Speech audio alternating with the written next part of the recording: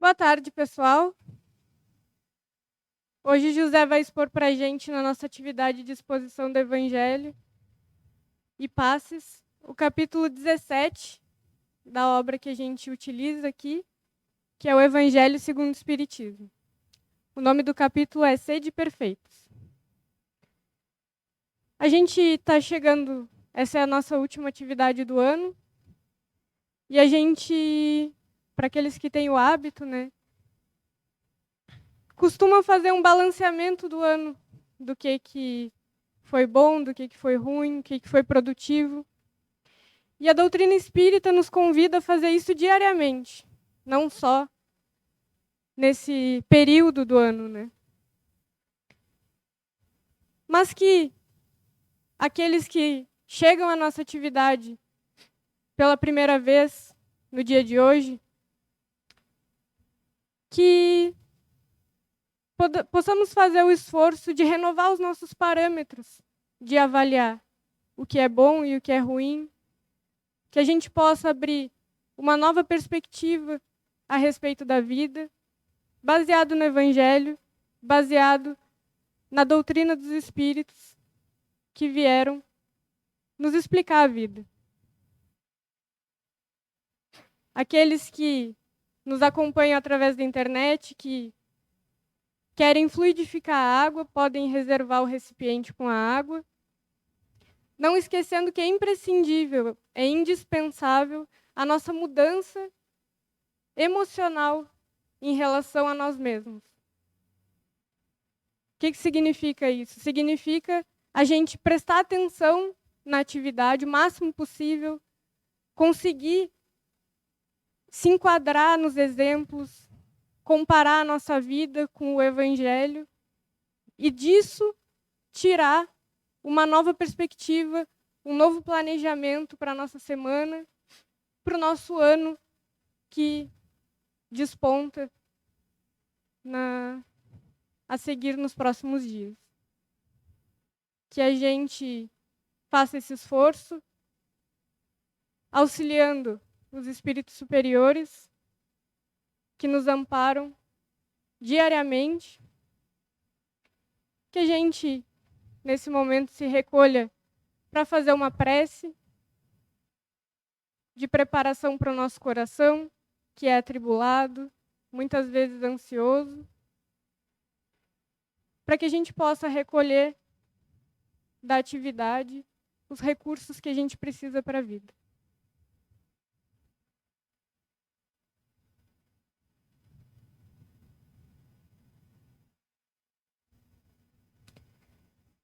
Jesus, te agradecemos ao ano que chega ao fim, esse final de um ciclo que nós podemos, que serve para a gente fazer um balanceamento necessário das nossas atitudes, do nosso comportamento. Te agradecemos por todas as experiências que nós passamos no ano que se encerra. E te pedimos a luz no nosso raciocínio, a coragem no nosso coração para enfrentarmos as dificuldades das experiências que a vida propõe nesse novo ciclo que se abre para nós. Que nós assumamos o compromisso de seguir contigo nessa nova jornada. Que assim seja. Que a gente tenha uma boa atividade na tarde de hoje.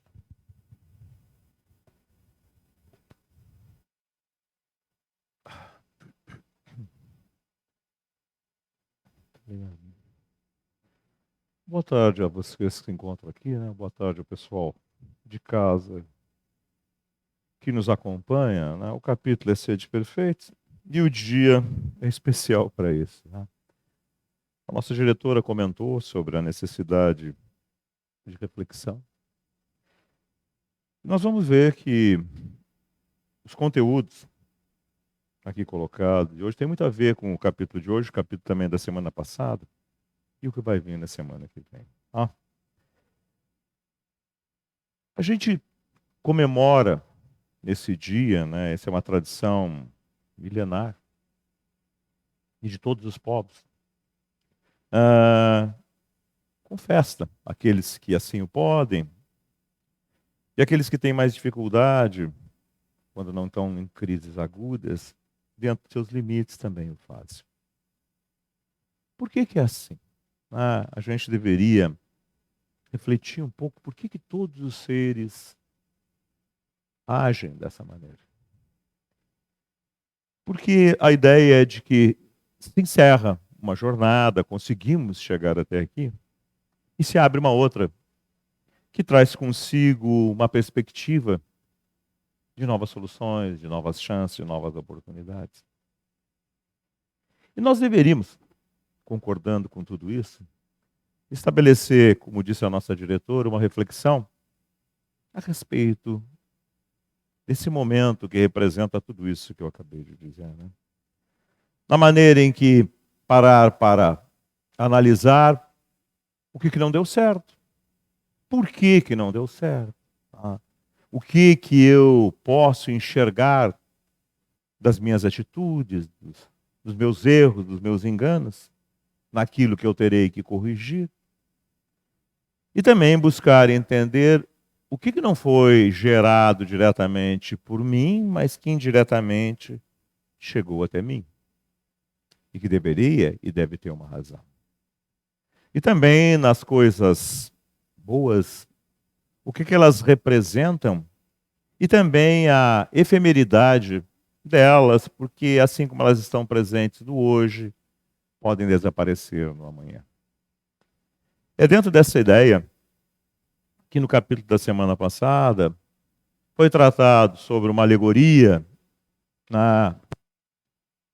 da ilusão hebraica, da ideia da fartura material, que um Deus antigo da atual Síria, do paganismo, representando a fartura material, estabelecia o afoito hebraico de felicidade material, o famoso mamon. E Jesus colocava de forma clara essa ideia. O que é transitório, cumpre uma função, mas é transitório. E devemos utilizá-lo da forma que ele é, transitório. Porque senão o custo é muito grande, muito elevado. E a gente vê isso nas dificuldades usuais das criaturas humanas, que se frustram muitas vezes quando não conseguem manter todas essas coisas, desde o consumo de coisas, de objetos, até as frustrações das relações emocionais com as demais criaturas. Porque lembrando que no fundo, se nós pararmos para pensar, efetivamente, tudo é transitório. Tudo passa. Só fica guardado dentro de nós as nossas experiências acumuladas em todos os sentidos. E que essas experiências têm que, na realidade, nos levar para um cunho, para um estado de superá-las no sentido de compreender o que elas representam e tirar o melhor proveito de tudo aquilo que a vida propõe, porque a vida é educativa. A frase de Jesus, colocada no capítulo de hoje, é uma frase comparativa entre os preceitos tradicionais, comportamentais hebraicos, que tem muito, efetivamente, a ver com os nossos, ajustadas às diferenças dos modelos sociais, os princípios ainda continuam os mesmos. Né? E nós vamos ver que dá para ajustar plenamente a citação à natureza do que nós vivemos. O que ele diz aqui? Isso está em Mateus capítulo 5, versículos de 44 a 48. E está colocado no Evangelho segundo o Espiritismo como características da perfeição.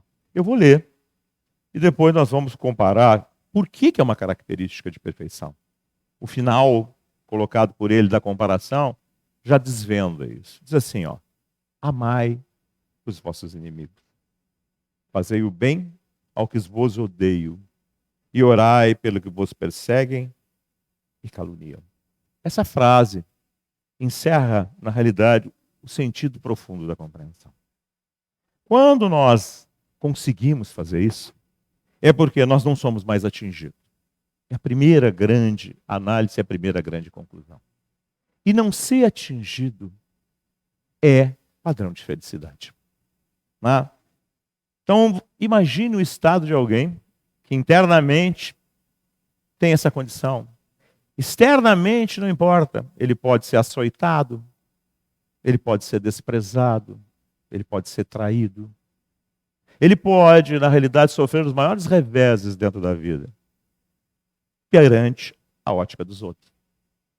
Mas perante ele, que entende as razões desses comportamentos, e, consequentemente, já o superou, e tem essa serenidade dentro de si, nada o afeta. Ele é sereno, ele é pleno, ele é grandioso na sua simplicidade. E traz aos desesperados, nessas figuras aqui representadas, que odeiam, que perseguem, que mentem e que caluniam, ao longo do tempo, um processo de amadurecimento e de reflexão. E diz Jesus ainda mais: porque se somente amardes o que vos amam, que é o que nós fizemos, né? Normalmente é o que nós fizemos, que recompensas tereis disso? Por que essa frase? Porque o hebreu egoísta, assim como nós, sempre faz as coisas em busca de um resultado para si próprio. Então, utilizando o conceito hebraico, que desprezariam uma ideia altruísta, que representa todo esse sentido de plenitude interna que eu estou colocando aqui, ele não poderia entender isso. Como quem é equivalente a ele também não pode compreender, porque vive na cegueira dos seus conflitos. Tinha que Jesus, usando o patamar daquilo que o hebreu tinha, da ideia de troca, criar nele um estímulo para que ele crescesse, amadurecesse e pudesse chegar nessa condição. A recompensa. Não fazem assim também os publicanos? Para nós isso passa batido. Mas para o hebreu era um choque. O publicano representava alguém, pelas suas características, não era digno de respeito. Preconceituoso, como era o hebreu, então, desprezava. Achava a condição mais ignóbil na figura que essa palavra representa, né? Que tem a ver com a nossa atualidade, a corrupção. Aquele que exerce uma função e tira dela proveito próprio, a descaracterizando. Então, ser comparado, dentro dos seus preconceitos, a uma figura desse tipo, era, na realidade, trazer ao hebreu um processo de despertamento, que serve também para nós. Indo adiante, então. Se unicamente saudardes os vossos irmãos, não é isso que a gente faz nessa noite? Refaz uma festa, se abraça a nossa parentela, os que nos são queridos, esquecendo os conflitos que os adversários de todos os tempos, de todas as épocas representam na nossa imaturidade interna. Como se naquele lampejo daquele momento, a grandiosidade que ainda não nos caracteriza estivesse ali expressa e determinada. Mas como eu disse para vocês, é um momento de estímulo, é um momento de parar para pensar em se vencer. E aquele estímulo ainda cego na sua análise profunda é alguma coisa que nos impulsiona na direção do desenvolvimento do Estado em mais constância. Não fazem o mesmo os pagãos?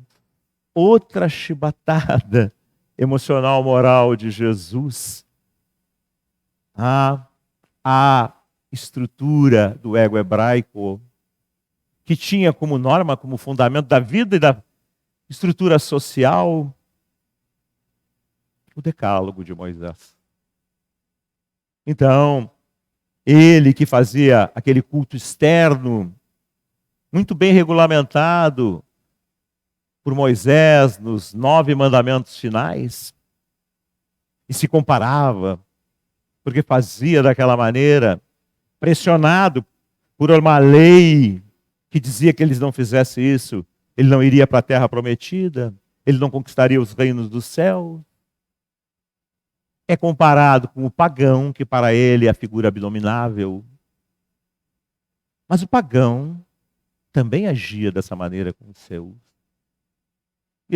Jesus dizia, que sois melhores do que eles. Sede, pois vós, outros, está falando com o povo hebreu, perfeito como perfeito é vosso Pai Celestial. Por que esta frase? Porque o Pai Celestial não é membro do judaísmo, como o hebreu pensava. Não é muçulmano, não é católico, não é espírita, não é evangélico. Não é nenhum de sincretismo religioso ou de crenças filosóficas. Mas é aquele que regula a natureza da sua criação, buscando estabelecer nos seres de sua criação a perfeição relativa que é possível se atingir. O capítulo fala sobre isso. E está trazendo uma reflexão a respeito das nossas maiores adversidades, dos nossos maiores fantasmas internos que nos atormentam na figura do outro, que é diferente de nós. Se nós estamos aqui, presentes materialmente, ou que estamos à distância através da internet, fôssemos honestos, efetivamente conosco mesmo, e nos despíssemos das mentiras que utilizamos para nos ocultar da nossa própria consciência, e olhássemos quantas vezes nós fizemos o oposto disso tudo. Como nós temos ainda satisfações doentias internas, mórbidas, em função do fracasso de alguém, ou da ideia que a gente tem desse fracasso de alguém, ou da exposição que esse alguém se encontra em determinado momento, perseguido, muitas vezes injustamente, mas é o modelo social da sociedade humana. Lembram-se de Barrabás e de Jesus? Não se dá a ele conta que naquela felicidade efêmera que ele julga ser o fracasso do outro, nivelando a sua própria mediocridade, que no fundo, ele ainda continua doente, alimentando a sua própria iniquidade. É esse o aspecto da visão e da necessidade de aperfeiçoamento nessa figura representativa da ordem divina que dota todos igualmente, sem estabelecer nenhum tipo de privilégio. A gente que trabalha e milita numa atividade espírita, que tem uma formação ancestral dentro do tempo, pelas vidas passadas, ainda caracterizada ainda por ideias impregnadas nas religiões e nos cursos que passamos ao longo do tempo, ainda trazemos esta ideia de favorecimento indevido, como se na realidade as nossas atividades dentro de uma instituição espírita, do contato com as pessoas doentes de todos os tipos, na carne e fora dela, fossem fruto de um favorecimento espiritual dos espíritos nobres, independente do nosso crescimento para refletir essa união divina dos valores em crescimento pleno. Jesus definia isso muito bem. Dizia que era cada um segundo as suas obras, os seus valores, as suas conquistas, que vencem esse mundo de criaturas ainda em conflito enorme, tal qual.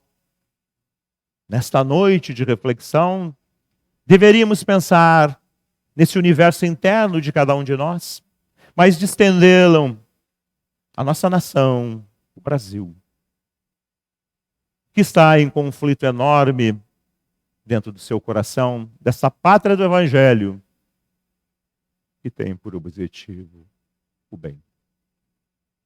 O mundo estertora em guerras, as entranhas das terras, os terremotos, os vulcões que estão cada vez mais demonstrando a modificação que está sendo estabelecida sobre a crosta do planeta, ajustando-o à transformação necessária.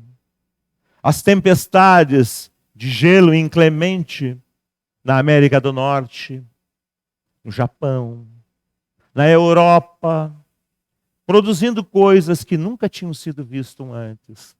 São os sinais inequívocos previstos por Jesus de que os tempos marcados pela providência divina, pelo amadurecimento do espírito mortal na criatura humana, na figura da busca dessa perfeição relativa, é chegado. Pensando em tudo isso e refletindo em tudo isso, cabe a nós, que militamos na seara dos Espíritos do Cristo, refletir profundamente no nosso papel. E aqui, para não passar algo como se fosse a minha opinião, eu vou ler o texto original do seu Allan Kardec, que fala sobre o homem de bem. O verdadeiro homem de bem é o que cumpre a lei de justiça, de amor e de caridade na sua maior pureza. Interroga a consciência sobre seus próprios atos. A si mesmo perguntará se violou essa lei, se não praticou o mal.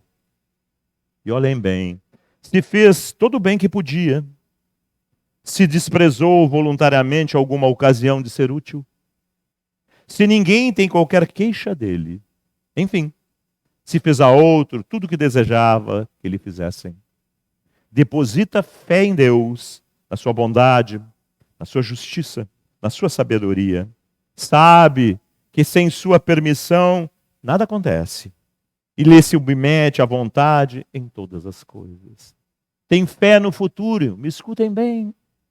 Todos nós que estamos desalentados por muitas razões. Razão porque coloca os bens espirituais acima dos bens temporais.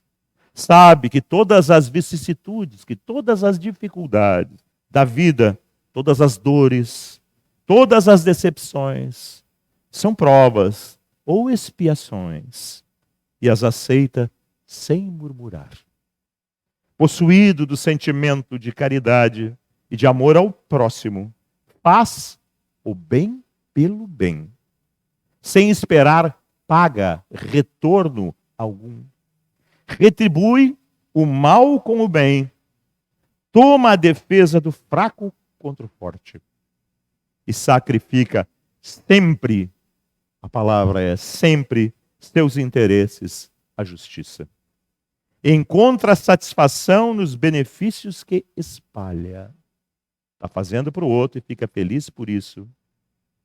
Nos serviços que presta, no fazer ditoso os outros, nas lágrimas que enxuga, nas consolações que prodigaliza aos aflitos.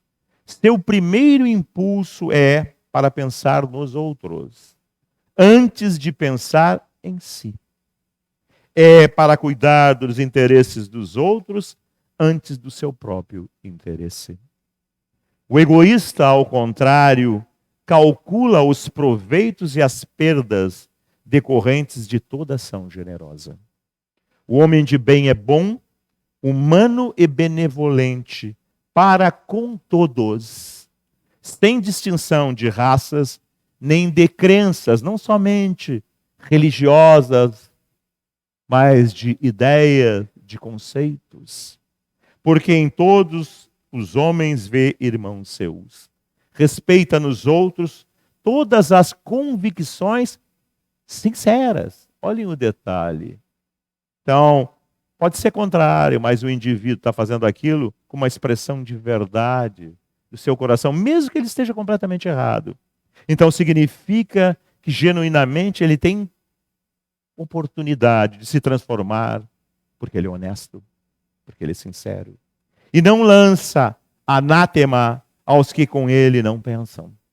Em todas as circunstâncias tomou por guia a caridade, tendo como certo que aquele que prejudica a outro com palavras malévolas, tão em voga na nossa sociedade atual, que fere com o seu orgulho e o seu desprezo a susceptibilidade de alguém que não recua à ideia de causar sofrimento, uma contrariedade, ainda que ligeira, quando a pode evitar, falta o dever de amar o próximo e não merece a clemência do Senhor. Não alimenta ódio nem rancor, nem desejo de vingança. A exemplo de Jesus, perdoa e esquece as ofensas e só dos benefícios se lembra, por saber que ele é perdoado, lhe será conforme houver perdoado. É indulgente para com as fraquezas alheias, porque sabe que também necessita de indulgência e tem presente essa sentença do Cristo: atire-lhe a primeira pedra aquele que se achar sem pecado. Nunca se compraz em rebuscar os defeitos alheios, nem ainda em evidenciá-los. Se a isto se vê obrigado, procura sempre o bem que possa atenuar o mal.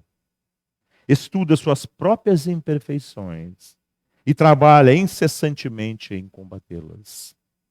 Todos os esforços emprega para dizer no dia seguinte que alguma coisa traz em si de melhor do que na véspera. Não procura dar valor ao seu espírito, nem aos seus talentos, à custas dos outros. Aproveita, ao contrário, todas as ocasiões para fazer ressaltar o que seja proveitoso a todos os demais. Não se envaidece da sua riqueza, nem de suas vantagens pessoais, porque sabe que tudo que lhe foi dado pode ser-lhe tirado. Usa, mas não abusa dos bens que lhe são concedidos.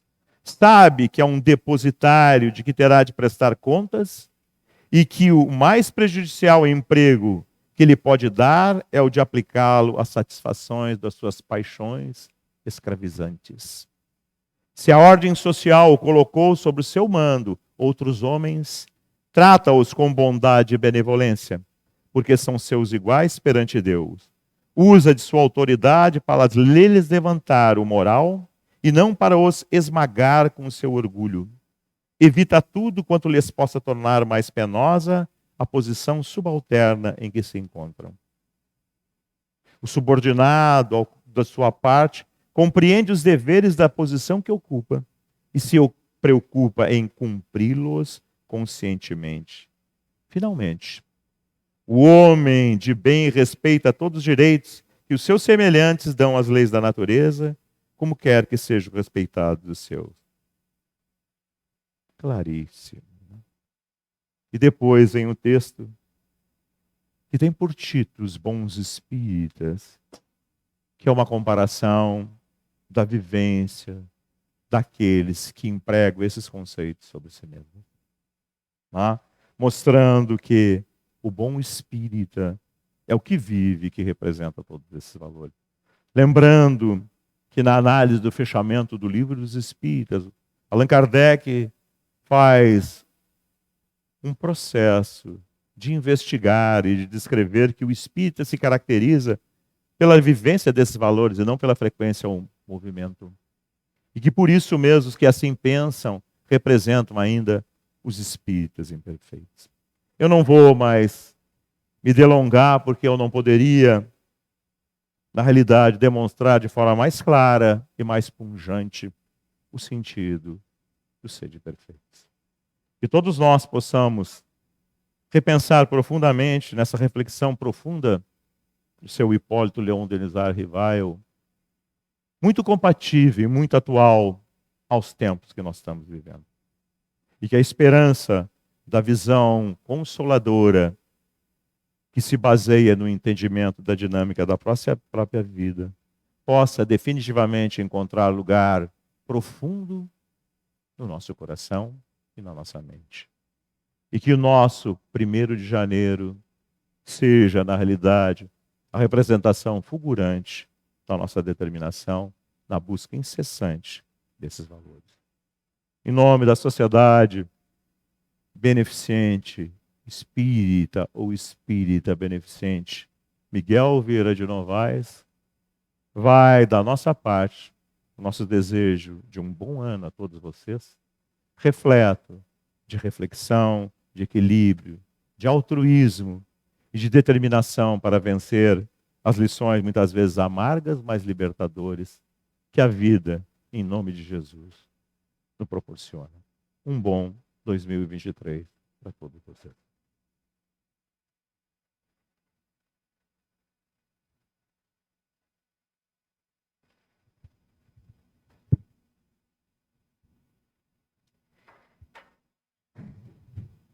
Pessoal que nos acompanha em casa, nós nos despedimos. Podem consumir a água de vocês e consumir principalmente o Evangelho no ano que se segue. Fiquem em paz. E lembrando que dia 13 a gente segue as nossas atividades normalmente. A gente se encontra na próxima.